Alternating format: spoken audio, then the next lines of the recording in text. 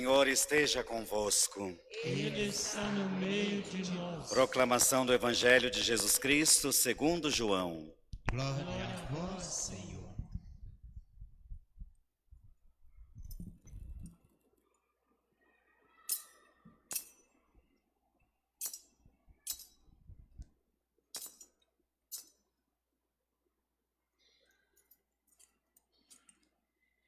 Era o dia da preparação para a Páscoa. Os judeus queriam evitar que os corpos ficassem na cruz durante o sábado, porque aquele sábado era dia de festa solene. Então pediram a Pilatos que mandasse quebrar as pernas aos crucificados e os tirasse da cruz. Os soldados foram e quebraram as pernas de um e depois do outro, que foram crucificados com Jesus.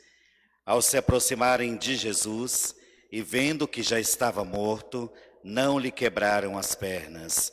Mas um soldado abriu-lhe o lado com uma lança e logo saiu sangue e água.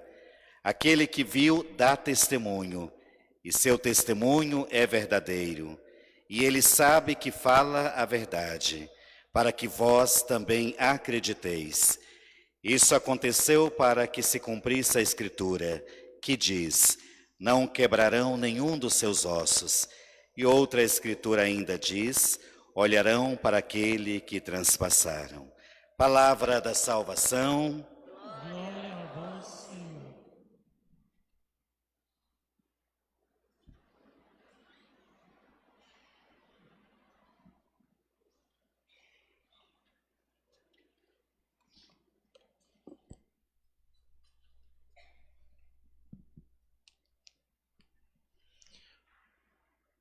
Caríssimo Padre Hernani, vigário deste santuário, caríssimo povo de Deus, meus irmãos, minhas irmãs, a festa do Sagrado Coração de Jesus para um mundo que parece não ter coração. Foi assim que o Papa Francisco se referiu a esta solenidade. E choca que este mundo pareça não ter coração. O nosso mundo cada vez mais parece não ter coração. Um mundo marcado pela guerra, um mundo marcado pela fome, pela violência, pela injustiça, pela frieza, pela lógica do lucro. Este mundo parece cada vez mais se esquecer do coração de Jesus. Pois bem, nós com essa festa queremos dar lugar ao coração de Jesus. Mesmo quando o mundo parece ter relegado um lugar à parte, um lugar na periferia para o coração, que é o centro da vida.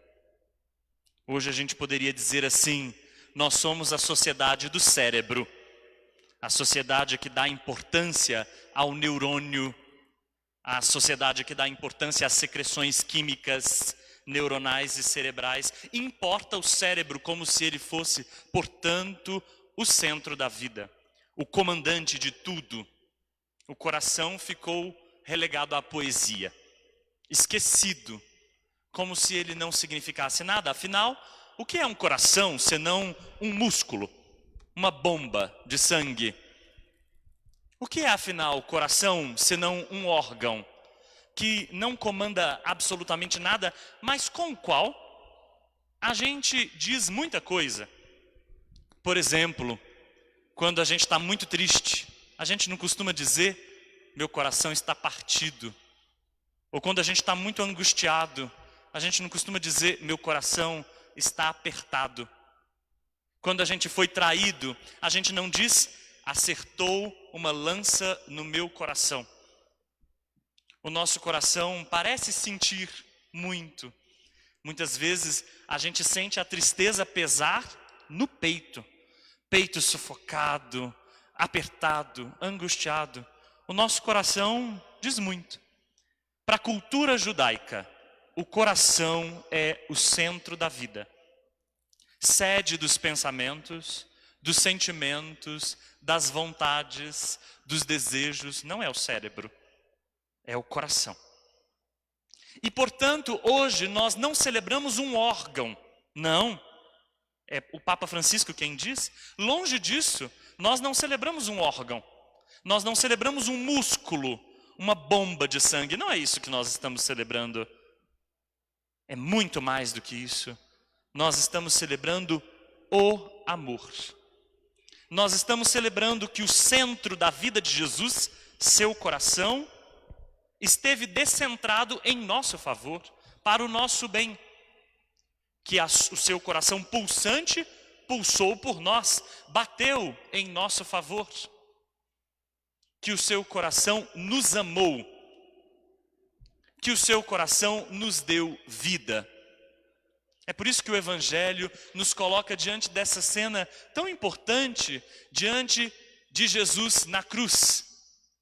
Quando perfurado pela frieza de uma lança, Jesus faz brotar de seu peito sangue e água.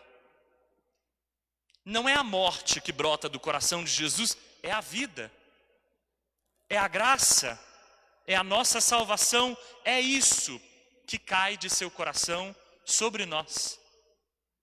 É por isso mesmo que o Evangelho de João vai poder dizer, sem sombra de dúvidas, nos amou até o fim.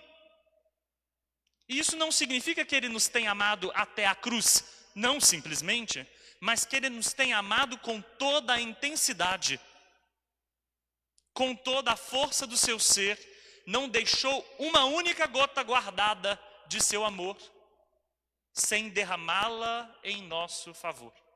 Portanto, é isso que nós celebramos hoje. O amor de Jesus Cristo até o fim. Mas muitas vezes o nosso coração se parece mais com a frieza da lança. Muitas vezes se parece mais com a frieza das lâminas. Olhando para o coração de Jesus, terno e amoroso, a gente talvez precisasse se perguntar se o nosso coração pode também encontrar um lugar para a ternura. Se a ternura pode encontrar um espaço em nós. Se o amor também pode encontrar espaço na nossa vida para se derramar em favor dos outros. Há nas Sagradas Escrituras uma expressão para falar dessa frieza do nosso coração. Coração de pedra.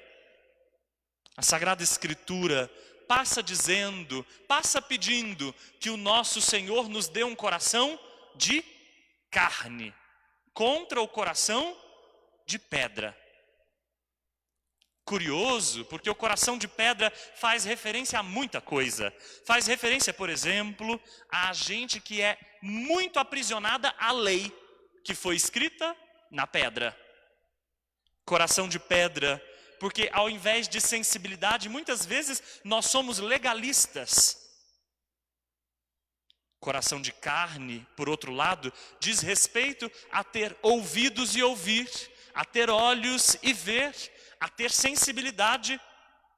E muitas vezes o nosso coração é de pedra, cerviz dura, o que significa que nós, muitas vezes orgulhosos, fechamos o nosso coração. Os muito religiosos são os mais criticados por Jesus por fechar o coração à sua novidade. A novidade está diante mas eles endurecem o coração. A novidade está diante dos olhos, mas eles não veem. A novidade fala, mas eles não escutam, porque têm um coração de pedra. E muitas vezes o nosso coração também pode se parecer com este. Coração de pedra também se refere à idolatria.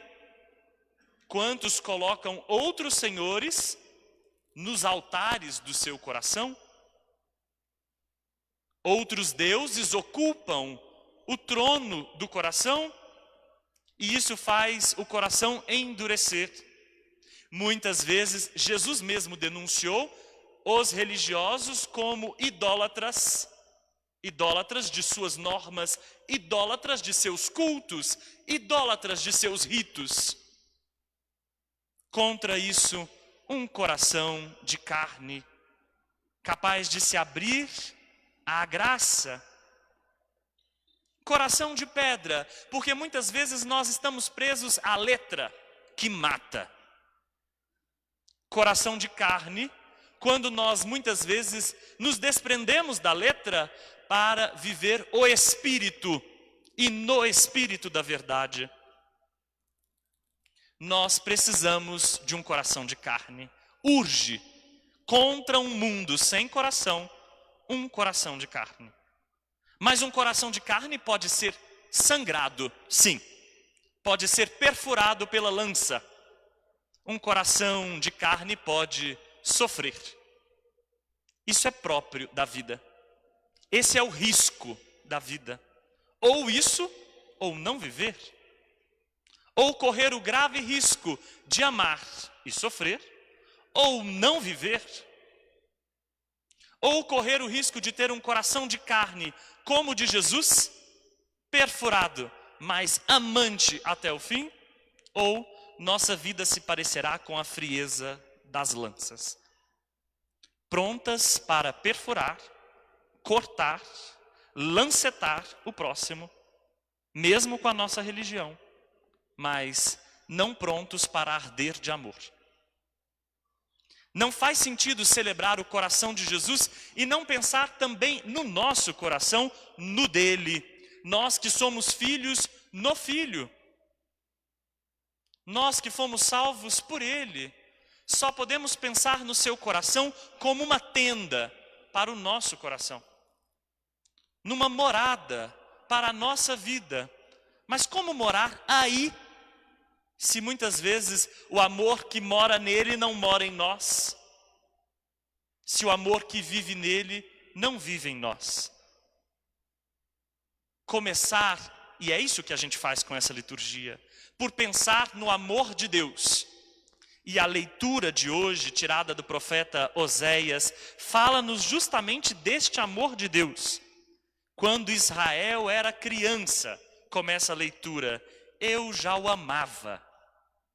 O retrato de Deus que aparece na primeira leitura é o de um pai que carrega uma criança no colo, que amamenta essa criança, a alimenta.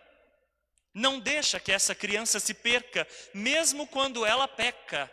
E quando ela peca, ao invés de usar de ira, usa de compaixão. Prestem atenção nisso. Ouçam bem. Oséias é quem diz: a boca de Deus fala, eu sou Deus, e não homem. Portanto, eu estou no meio de vós com compaixão.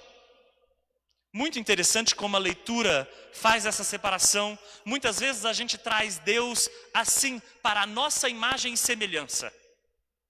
Guarda Deus no bolso. Faz um Deus à nossa moda. Pinta Deus com as nossas tintas. Colore Deus com a nossa imagem.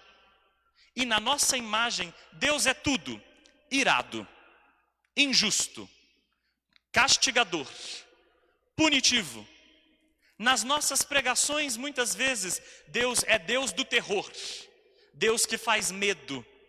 Deus que não dá coragem. Deus que assusta. Deus que ameaça. Mas aqui nesta leitura, não. Brilha o rosto de Deus que Jesus mesmo nos apresentará. Eu não sou homem. Não me pintem com a imagem de vocês. Eu sou Deus. E por isso mesmo, não ajo com terror, mas com amor. Como um pai trata seus filhos. Como um pai trata uma criança. Esse amor de Deus, Jesus Cristo encarnou até o fim com o seu coração de carne. E para terminar, a segunda leitura nos diz que também nós agora devemos nos tornar uma tenda para este Deus amor. Vejam só o que Paulo diz aos Efésios. Pela fé, Jesus Cristo habita em nossos corações. Vejam que economia divina, que intercâmbio de dons. O nosso coração no dele, o coração dele no nosso. Nós habitando em seu amor tenda, ele habitando pela fé no nosso coração. Nós precisamos ser fortalecidos, robustecidos, diz Paulo aos Efésios, por este Espírito que nos mostra o que é o amor. E mais ainda, fundados, enraizados no amor. E não achem que porque a gente fala de amor, a gente está muito pronto para o amor. Muito pelo contrário. É porque a gente muito fala que a gente pouco vive. Em igreja, sobretudo, a igreja fala muito de amor, não é porque ela o tenha de sobra, mas porque a ela falta. Porque a ela falta este amor que faz o coração ser de carne. E eu estou falando da igreja que nós somos, da igreja que nós constituímos, antes de pensarmos que a igreja é coisa de bispos, padres e papa.